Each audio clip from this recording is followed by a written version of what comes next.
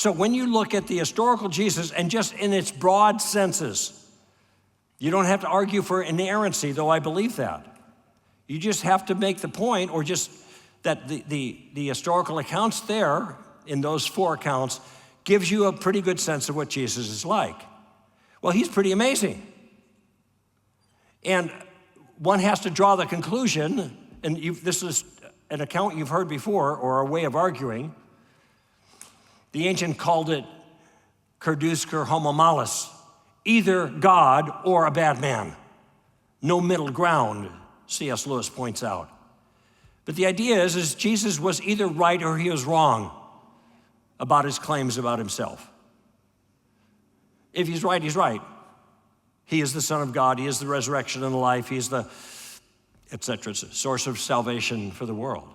But maybe he's wrong. In principle, that's possible. Let's talk about it. If he's wrong, he either knew he was wrong or he didn't know he was wrong.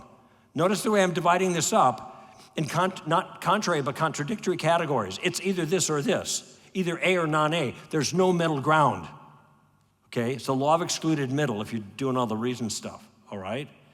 Either Jesus knew he was wrong, if he was wrong, or he didn't know. If he knew he was wrong, what do you make of a person who says the kind of things that Jesus said about himself, knowing full well that every claim he was making that was exorbitant was false? Well, that's a liar. So I'm just asking you, from what we know from the historical record about Jesus, do you think it's fair to call him a liar? No. Some people say he gave the greatest moral teaching we've ever heard, Sermon on the Mount, et cetera, et cetera. No, that doesn't make sense. Okay, well, maybe he wasn't lying.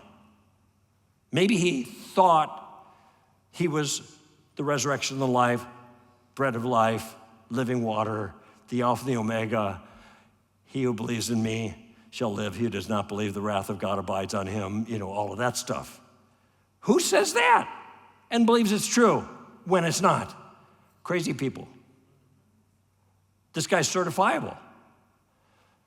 But when the soldiers went to arrest Jesus early on, they came back empty-handed. They said, "What? Where's Jesus?" They said, "Nobody speaks the way this man speaks." This is a crazy man? If Jesus is crazy, what does that say about us? He moved towards reality, not away from reality. So, well, he's not a liar. That doesn't make any sense. It doesn't make sense that he's crazy. Well, then it doesn't make sense that he's wrong, because those are your only options. Which means that we can trust what Jesus says about the nature of the world.